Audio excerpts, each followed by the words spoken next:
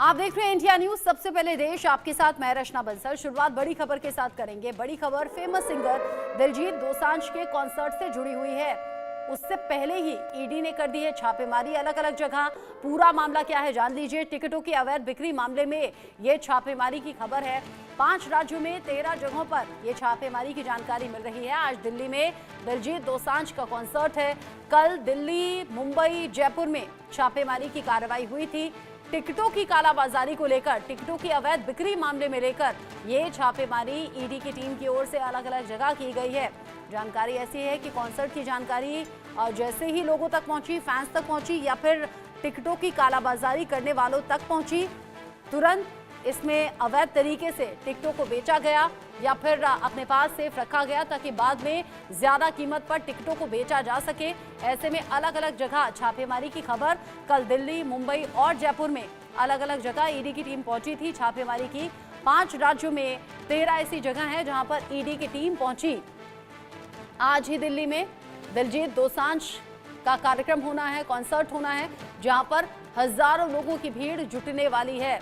जो लोग दिलजीत दोसांझ को पसंद करते हैं, पंजाबी गानों के फैन हैं, दिलजीत दोसांझ की बड़ी फैन फॉलोइंग न सिर्फ देश में बल्कि वर्ल्ड के अलग अलग देशों में उनकी फैन फॉलोइंग देखी जाती है। अलग अलग देशों में उनके कॉन्सर्ट होते रहते हैं और ऐसे में जब लोगों को मालूम हुआ कि दिल्ली में ये प्रोग्राम है, ऐसे में दिल्ली में इस प्रोग्राम को देखते हुए टिकटों की कालाबाजारी की खबर सामने आ रही है और टिकटों की कालाबाजारी के मामले में ही ईडी ने ये छापेमारी की कार्रवाई की है। 5 राज्य, 13 ऐसे जगह जहां पर ईडी की टीम पहुंची है और छापेमारी जारी है।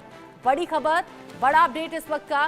दिलजीत दोसांझ के कॉन्सर्ट से पहले ही ईडी आ गई है एक्शन मोड में और ईडी की तरफ से जांच अब जारी है। टिकटों की अवैध बिक्री को लेकर ईडी ने ये एक्शन तेज किया है।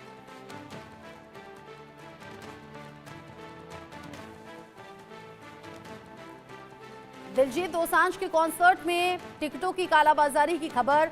ईडी के कान खड़े हुए। ईडी ने जगह जगह इस मामले की तफ्तीश शुरू की। 5 राज्यों तक कनेक्शन जुड़ते हुए नजर आ रहे हैं। कुछ लोगों के जरिए मोटा मुनाफा कमाने के लिए टिकटों को लेकर धांधली की गई है।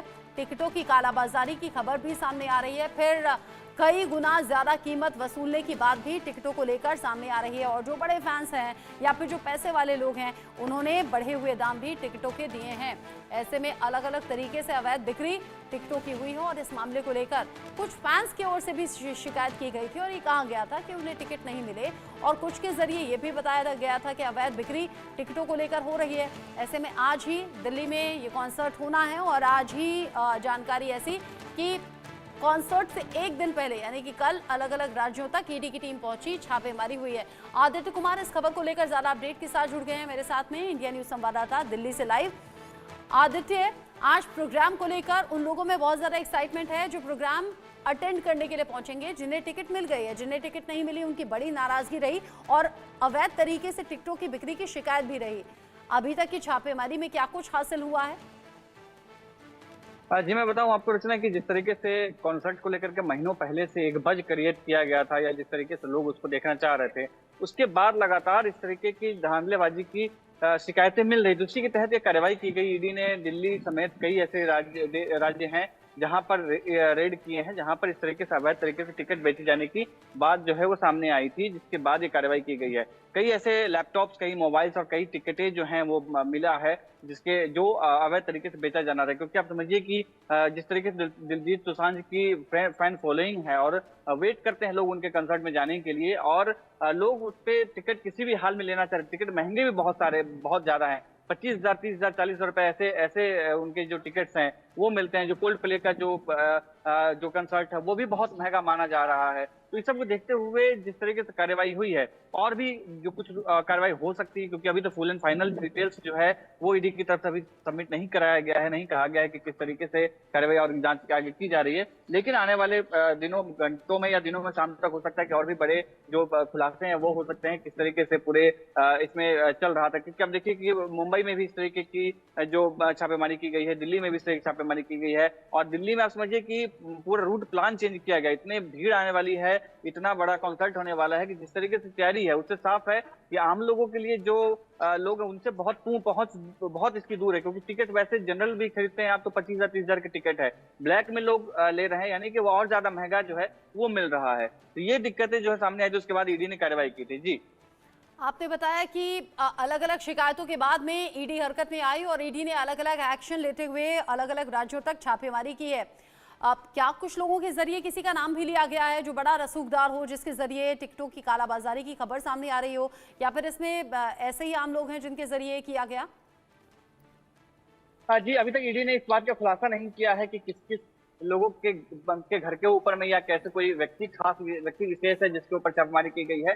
लेकिन ये जिस तरीके से, क्योंकि ये एक जो पूरा गिरोह चलाया जा रहा था, ये कोई बड़ा कोई आदमी रहा होगा या इस तरीके की बात सामने आई है, जो मध्यवर्गीय परिवार है, क्योंकि बहुत ज्यादा जो इस तरीके से जो शौकीन ज्यादा है वो वही टिकट खरीदने की कोशिश कर रहे थे। तो अभी तक किस व्यक्ति के ऊपर छापेमारी हुई है या कौन से ऐसे लोग हैं जिसमें शामिल इसमें है, इसकी जानकारी तो नहीं हो पाई है। लेकिन जिस तरीके से पूरा मामला जिस तरह के जिन शहरों में ये कार्रवाई की गई है, इससे साफ है कि कुछ न कुछ बड़े लोग जो है, बड़ा चेहरा जो है वो इसमें जो है मिली भगत जिसकी हो सकती है उसी के ऊपर में कार्रवाई हो सकती है। आप समझिए, क्योंकि बैंगलोर में कार्रवाई की गई है, कलकत्ता में कार्रवाई की गई है, दिल्ली में कार्रवाई की गई है, इस तरह के जो बड़े शहर हैं वहां पे कार्रवाई की गई। तो हो सकता है कि आने वाले समय में और खुलासे हो सकते हैं। मनी लॉन्ड्रिंग का मामला जो है उसमें भी सामने आ सकता है कि क्या कोई इस तरीके से कोई ब्लैक टिकटिंग करके कोई पैसे की लेन देन या हेरा फेरी तो नहीं किया जा रहा था, या ब्लैक जो मनी है उसको व्हाइट में कन्वर्ट करने की कोशिश तो नहीं की जा रही थी। इन सब पहलुओं के ऊपर में जांच की जा रही है। आने वाले समय में और डिटेल जो है वो पता चल पाएगा। जी रजनी,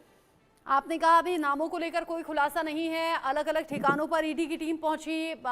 इस तरह से बड़े कॉन्सर्ट को लेकर या जब बड़े स्टार्स का कोई प्रोग्राम होता है, आदित्य, ये कोशिशें रहती हैं टिकटों को बढ़ी हुई कीमत पर बेचना या कई गुना ज़्यादा कीमत वसूल लेना। ऐसे में वही लोग होते हैं जो पैसे वाले होते हैं, या फिर अब जैसे तैसे वो अपने फेवरेट सेलिब्रिटी को देखने सुनने के लिए पहुंचते हैं और वो रकम जुटाकर ये टिकट खरीदते भी हैं, और इसी का फ़ायदा टिकटों की कालाबाजारी करने वालों के जरिए उठाया गया। अब ईडी उन तक पहुंचने की कोशिश कर रही है, हालांकि जानकारी अभी से लेकर साझा नहीं की गई है। नजर आप बनाए रखिएगा आदित्य, बहुत शुक्रिया अभी के लिए ये सभी जानकारी दर्शकों को देने के लिए।